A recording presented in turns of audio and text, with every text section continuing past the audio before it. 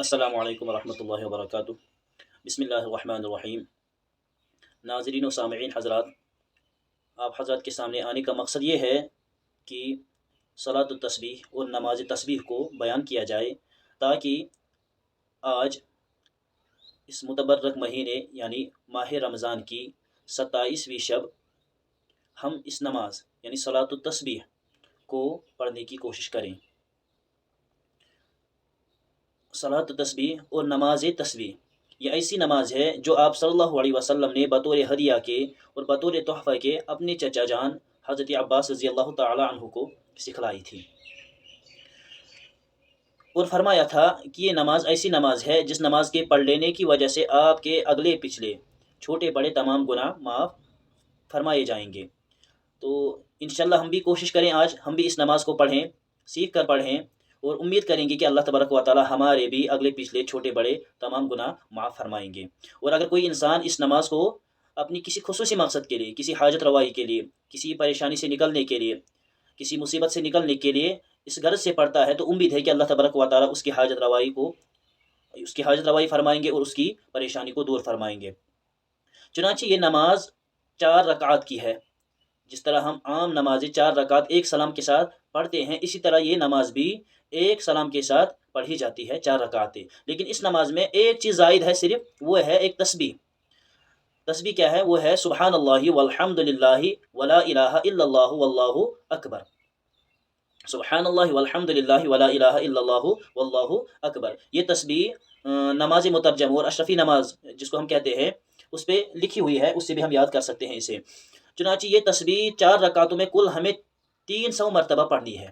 300 مرتبہ ہمیں یہ تسبیح 4 رکعتوں میں پڑھنی ہے۔ اس کا مطلب یہ ہے کہ ہر رکعت میں 75 مرتبہ اس تسبیح کو پڑھنا ہے۔ ایک رکعت میں 75 مرتبہ، دوسری میں بھی 75 مرتبہ، تو یہ ہو گئے 150۔ اس کے بعد تشہد پڑھنے کے بعد ہم اور 2 رکعتیں جب پڑھیں گے، ان 2 رکعتوں میں اور 150 مرتبہ اس تسبیح کو پڑھا جائے گا، تو کل ہوتا ہے یہ 300 مرتبہ۔ چنانچہ سب سے پہلے ہم کھڑے ہونے کے بعد نیت کر لیں گے۔ نیت کر لینے کے بعد یعنی نیت ہم کیا کر لیں گے؟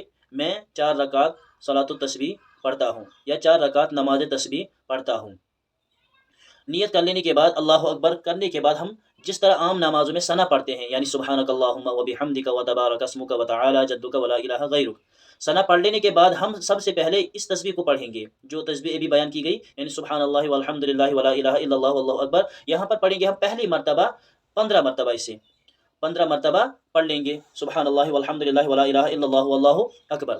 15 مرتبہ پڑھ لینے کے بعد ہم اسی طرح آگے نماز کو بڑھائیں گے جس طرح ہم نماز پڑھتے ہیں، یعنی اعوذ باللہ پڑھیں گے، بسم اللہ پڑھیں گے، سورہ فاتحہ، الحمد شریف یعنی الحمد شریف پڑھیں گے۔ اس کے بعد اور کوئی سورت جو ہمیں یاد ہو پڑھیں گے، مثلا قل یا ایھا الکافرون کسی کو یاد ہو، اذا جاء نصر اللہ کسی کو یاد ہو، قل هو اللہ احد کسی کو یاد ہو، تو کوئی سی بھی سورت ہم پڑھ لیں گے۔ سورت مکمل کر لینے کے بعد پھر اس تسبیح کو کھڑے ہو کر ہی 10 مرتبہ پڑھ لینا ہے۔ وہ ہے کہ ثنا کے بعد 10 مرتبہ اور قرات مکمل کر لینے کے بعد ثنا کے بعد 10 مرتبہ نہیں، ثنا کے بعد 15 مرتبہ اور قرات مکمل کر لینے کے بعد 10 مرتبہ، تو یہ ہو گئے 15 اور 10 25۔ جب ہم اور 10 مرتبہ پڑھ لیں گے، اس کے بعد رکوع میں جائیں گے۔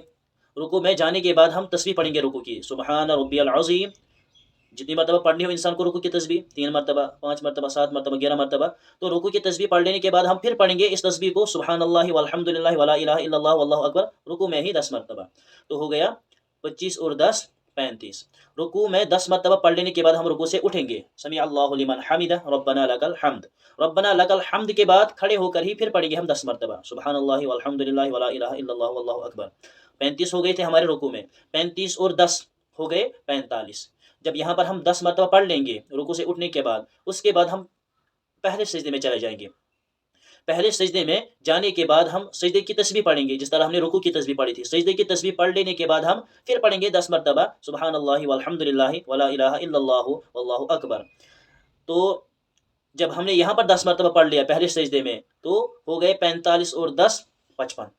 پہلے سجدے سے اٹھنے کے بعد ہم پھر پڑھیں گے اب 10 مرتبہ، یعنی پہلے سجدہ ہم نے جب پہلا سجدہ مکمل کر لیا، مکمل کر لینے کے بعد جب ہم اٹھیں گے تو اٹھ کر اب دوسرا سجدہ نہیں کریں گے، پہلے سجدے سے اٹھنے کے بعد اس میں جلسے میں ہم پڑھیں گے 10 مرتبہ، اللہ اکبر پڑھنے کے بعد پڑھیں گے 10 مرتبہ سبحان اللہ والحمدللہ ولا الہ الا اللہ واللہ اکبر.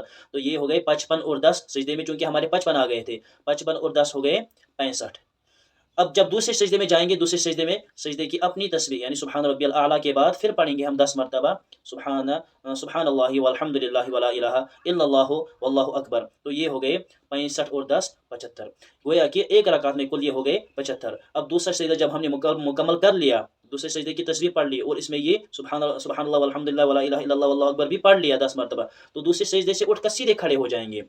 سیدھے کھڑے ہونے کے بعد ہم کیا کریں گے؟ اب چونکہ ثنا نہیں پڑھنی ہے، اب ہم کریں گے اسی تسبیح سے شروع سبحان اللہ والحمد للہ ولا الہ الا اللہ واللہ اکبر، لیکن 15 مرتبہ. اس کا مطلب یہ ہے کہ پہلی مرتبہ جب ہم پڑھیں گے شروع میں تو اس وقت پڑھنا ہے 15 مرتبہ، آگے ہر جگہ کیا پڑھنا ہے 10 مرتبہ.